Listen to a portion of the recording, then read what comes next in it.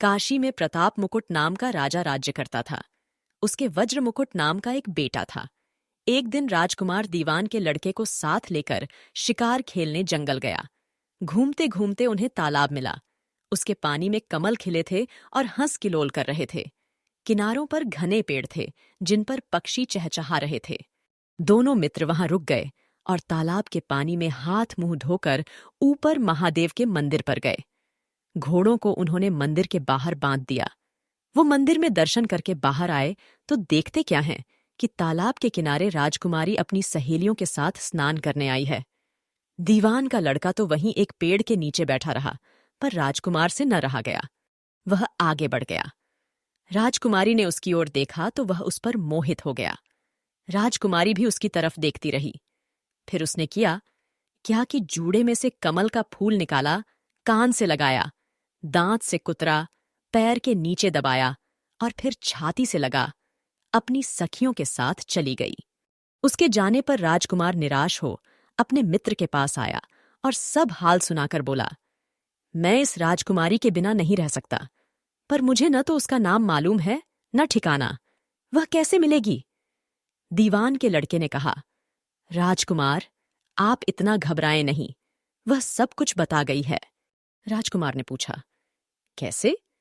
वह बोला, उसने कमल का फूल सिर से उतारकर कानों से लगाया तो उसने बताया कि मैं कर्नाटक की रहने वाली हूं। दांत से कुतरा तो उसका मतलब था कि मैं दंतबाट राजा की बेटी हूं। पांव से दबाने का अर्थ था कि मेरा नाम पद्मावती है, और छाती से लगाकर उसने बताया कि तुम मेरे दिल में बस गए हो। इतना सुनना था कि राजकुमार खुशी से फूल उठा। बोला, अब मुझे कर्नाटक देश में ले चलो। दोनों मित्र वहां से चल दिए। घूमते फिरते सैर करते दोनों कई दिन बाद वहां पहुंचे। राजा के महल के पास गए तो एक बुढ़िया अपने द्वार पर बैठी चरखा कातती मिली। उसके पास जाकर दोनों घोड़ों से उतर पड़े और बोले, माई, हम सौदागर हैं, हमारा सामान पीछे आ रहा है, हमें रहने को थोड़ी जगह दे दो। उनकी शक्ल सूरत देखकर और बात सुनकर बुढ़िया के मन में ममता उमड़ आई। बोली, बेटा, तुम्हारा घर है, जब तक जी में आए रहो। दोनों वहीं ठहर गए। दीवान के बेटे ने उससे पूछा, माई, तुम क्या करती हो? तुम्हारे घर में कौन कौन है? तुम्हारी गुजर कैसे होती है? बुढ़िया ने जवाब दिया, मेरा एक बेटा है जो राजा की चाकरी में है। मैं राजा की बेटी पहमावती की दाई थी। बूढ़ी हो जाने से अब घर में रहती हूं। राजा खाने पीने को दे देता है। दिन में एक बार राजकुमारी को देखने महल में जाती हूं। राजकुमार ने बुढ़िया को कुछ धन दिया और कहा, माई, कल तुम वहां जाओ तो राजकुमारी से कह देना कि जेठ सुदी पंचमी को तुम्हें तालाब पर जो राजकुमार मिला था वह आ गया है। अगले दिन जब बुढ़िया राजमहल गई तो उसने राजकुमार का संदेशा उसे दे दिया। सुनते ही राजकुमारी ने गुस्सा होकर हाथों में चंदन लगाकर उसके गाल पर तमाचा मारा और कहा, मेरे घर से निकल जा। बुढ़िया ने घर आकर सब हाल राजकुमार को कह सुनाया। राजकुमार हक्का बक्का रह गया। तब उसके मित्र ने कहा, राजकुमार, आप घबराएं नहीं, उसकी बातों को समझें। उसने 100 उंगलियां सफेद चंदन में मारी। इससे उसका मतलब यह है कि अभी 10 रोज चांदनी के हैं। उनके बीतने पर मैं अंधेरी रात में मिलूंगी। 10 दिन के बाद बुढ़िया ने फिर राजकुमारी को खबर दी तो इस बार उसने केसर के रंग में 3 उंगलियां डुबोकर उसके मुंह पर मारी और कहा, भाग यहां से। बुढ़िया ने आकर सारी बात सुना दी। राजकुमार शोक से व्याकुल हो गया। दीवान के लड़के ने समझाया, इसमें हैरान होने की क्या बात है? उसने कहा है कि मुझे मासिक धर्म हो रहा है। 3 दिन और ठहरो। 3 दिन बीतने पर बुढ़िया फिर वहां पहुंची। इस बार राजकुमारी ने उसे फटकार कर पश्चिम की खिड़की से बाहर निकाल दिया। उसने आकर राजकुमार को बता दिया। सुनकर दीवान का लड़का बोला, मित्र, उसने आज रात को तुम्हें उस खिड़की की राह बुलाया है। मारे खुशी के राजकुमार उछल पड़ा। समय आने पर उसने बुढ़िया की पोशाक पहनी, इत्र लगाया, हथियार बांधे। 2 पहर रात बीतने पर वह महल में जा पहुंचा और खिड़की में से होकर अंदर पहुंच गया। राजकुमारी वहां तैयार खड़ी थी। वह उसे भीतर ले गई। अंदर के हाल देखकर राजकुमार की आंखें खुल गईं। एक से एक बढ़कर चीजें थीं। रात भर राजकुमार राजकुमारी के साथ रहा। जैसे ही दिन निकलने को आया कि राजकुमारी ने राजकुमार को छिपा दिया और रात होने पर फिर बाहर निकाल लिया। इस तरह कई दिन बीत गए।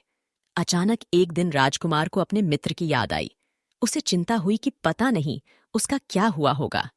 उदास देखकर राजकुमारी ने कारण पूछा तो उसने बता दिया। बोला, वह मेरा बड़ा प्यारा दोस्त है, बड़ा चतुर है। उसकी होशियारी ही से तो तुम मुझे मिल पाई हो। राजकुमारी ने कहा, मैं उसके लिए स्वादिष्ट और बढ़िया भोजन बनवाती हूं। तुम उसे खिलाकर तसल्ली देकर लौट आना। खाना साथ में लेकर राजकुमार अपने मित्र के पास पहुंचा। वे महीने भर से मिले नहीं थे। राजकुमार ने मिलने पर सारा हाल सुनाकर कहा कि राजकुमारी को मैंने तुम्हारी चतुराई की सारी बातें बता दी हैं, तभी तो उसने यह भोजन बनाकर भेजा है। दीवान का लड़का सोच में पड़ गया। उसने कहा, यह तुमने अच्छा नहीं किया।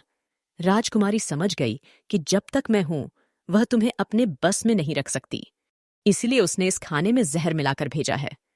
यह कहकर दीवान के लड़के ने थाली में से एक लड्डू उठाकर कुत्ते के आगे डाल दिया। खाते ही कुत्ता मर गया। दोस्तों, ऐसे और भी इंटरेस्टिंग कहानियों के लिए मेरे चैनल को सब्सक्राइब करना मत भूलिएगा। तो आइए अब आगे सुनते हैं। राजकुमार को बड़ा बुरा लगा। उसने कहा, ऐसी स्त्री से भगवान बचाए, मैं अब उसके पास नहीं जाऊंगा।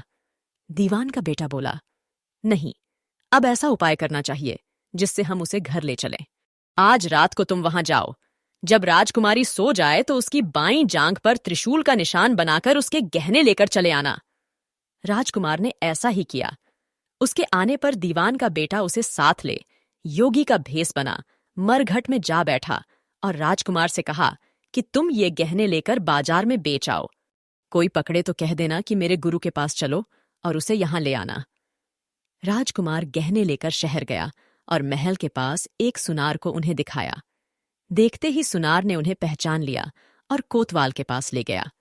कोतवाल ने पूछा तो उसने कह दिया कि ये मेरे गुरु ने मुझे दिए हैं। गुरु को भी पकड़वा लिया गया। सब राजा के सामने पहुंचे। राजा ने पूछा, योगी महाराज, ये गहने आपको कहां से मिले? योगी बने दीवान के बेटे ने कहा, महाराज, मैं मसान में काली चौदस को डाकिनी मंत्र सिद्ध कर रहा था कि डाकिनी आई। मैंने उसके गहने उतार लिए और उसकी बाईं जांघ में त्रिशूल का निशान बना दिया। इतना सुनकर राजा महल में गया और उसने रानी से कहा कि पद्मावती की बाईं जांघ पर देखो कि त्रिशूल का निशान तो नहीं है। रानी देखा तो निशान था। राजा को बड़ा दुख हुआ।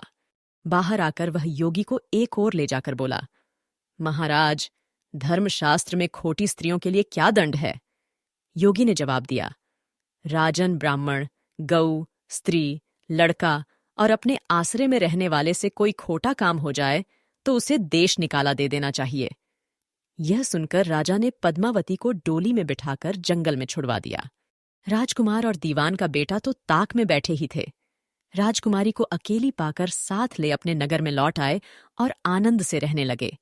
इतनी बात सुनाकर बेताल बोला, राजन, यह बताओ कि पाप किसको लगा है? राजा ने कहा, पाप तो राजा को लगा। दीवान के बेटे ने अपने स्वामी का काम किया। कोतवाल ने राजा को कहना माना और राजकुमार ने अपना मनोरथ सिद्ध किया। राजा ने पाप किया जो बिना विचारे उसे देश निकाला दे दिया। राजा का इतना कहना था कि बेताल फिर उसी पेड़ पर जा लटका। राजा वापस गया और बेताल को लेकर चल दिया। बेताल बोला, राजन सुनो, एक कहानी और सुनाता हूं। तो दोस्तों, अगली कहानी अगले वीडियो में। ऐसे और भी इंटरेस्टिंग कहानियों के लिए मेरे चैनल को सब्सक्राइब करना मत भूलिएगा। सुनने के लिए धन्यवाद।